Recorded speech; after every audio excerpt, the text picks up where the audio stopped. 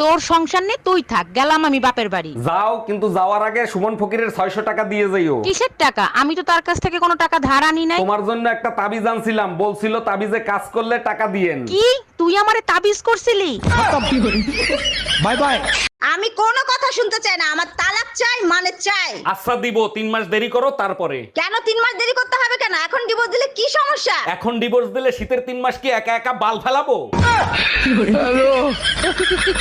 আচ্ছা বেবি, বিয়ের পরে তুমি আমাকে কতটা ভালোবাসবে? আমি তোমাকে এতটাই ভালোবাসবো, তোমার জীবনটা জান্নাত হয়ে যাবে। কিন্তু শুনছি তুমি নাকি চাই বানাতে পারো না, তা আমার জীবন জান্নাত বানাবা কি করে? কে বলে পারি না? তুমি শুধু বলো প্রেসার কুকারে চা বানাতে কয়টা সিটি লাগে। কোথায় যাচ্ছ আম্মু? মরতে যাবি?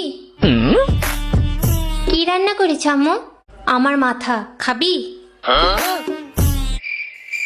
আম্মু কি করছো? ডান্স করবি?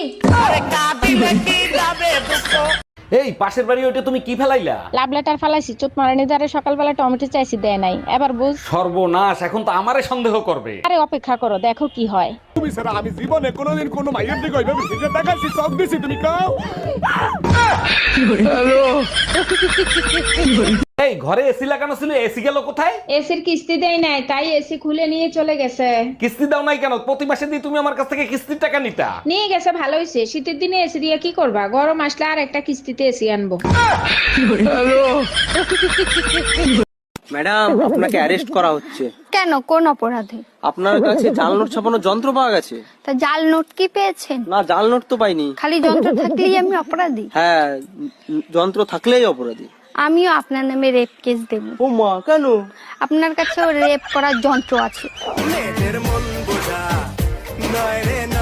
হ্যাঁ ম্যাডাম, এবার আপনি বলেন কত টাকা লোন নেবেন আপনি? স্যার বেশি টাকা লাগবে না, আপাতত 20 লাখ টাকা দিলেই হবে। লোন তো আমি দিয়ে দেবো, কিন্তু ব্যাংকের কাছে কিছু রাখতে হবে। কি রাখবেন আপনি? কিছু থাকলে কি আর লোন নিতে আসি? আপাতত বিশ্বাস জমা রাখেন। ডাক্তার, প্রস্রাব করতে গেলে প্রচন্ড ব্যথা করে, কি করি বলেন তো? দাঁড়ান, চেক করে দেখতেছি কি অবস্থা। সর্বনাশ, মেশিন খারাপ হয়ে গেছে। বলেন কি? আমি তো এখনো তো বিয়েই করি নাই। আরে আপনার মেশিন না, আমার চেক করা মেশিন। এই যে চলো, রেডি হও, বাপের বাড়ি যাব। আমি যাব না। কেন যাবে না? যে জায়গায় আমার সম্মান নেই, সেই জায়গায় আমি পা রাখি না।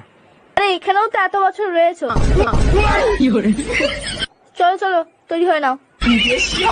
এই যে ভাবি, এইটা কি অরুণ সাহেবের বাড়ি? জি স্যার, এটা অরুণ সাহেবের বাড়ি। আপনি কোথা থেকে আসছেন? আমি লোন ডিপার্টমেন্ট থেকে আসছি। অরুণ সাহেব 20 লাখ টাকা লোন নিছিল। হ্যাঁ, লোন নিছিল, আমাদের অনেক দরকার ছিল তাই নিছিল।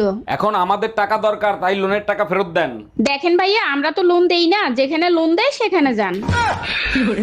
ভাবি, আপনি তো ড্রাইভিং পরীক্ষা দিতে যাবেন, একটা প্রশ্ন করব, উত্তর দিতে পারবেন? আরে অরুণ ভাই, আপনি যে কোনো প্রশ্ন করেন, সব প্রশ্নের উত্তর আমি দিতে পারবো। আচ্ছা বলেন তো, রাস্তার উপর কবরের মতো যেটা দেয়া থাকে ওইটা কেন দেয়া হয়? ওইটা দেখলে বুঝতে হবে গাড়ি স্লো করতে হবে, কারণ রাস্তা প্রেগনেন্ট হয়ে গেছে। ভাবি, ভাই আসতে বলছিল, ভাই কোথায়? ভাইরে দেখি না। এতক্ষণ তো বাসায় ছিল, এইমাত্র নামাজ পড়তে গেল। বলেন কি, নামাজের সময় হয়ে গেছে? আচ্ছা ঠিক আছে ভাবি, পরে কথা বলবো, আমিও নামাজ পড়ে আসি। রমজান মাস না আসলে তো বুঝতেই পারতাম না যে আপনি মুসলমান। তোমরা মোবাইল ঘাটো তো? হ্যাঁ, মোবাইল ঘাটো। হ্যাঁ, আচ্ছা, মোবাইলের কোন জিনিস রান্না করে খাওয়া হয়? সিম। কি করে বললে তুমি? তোমার বুদ্ধি কোথায় থাকে? মাথায়।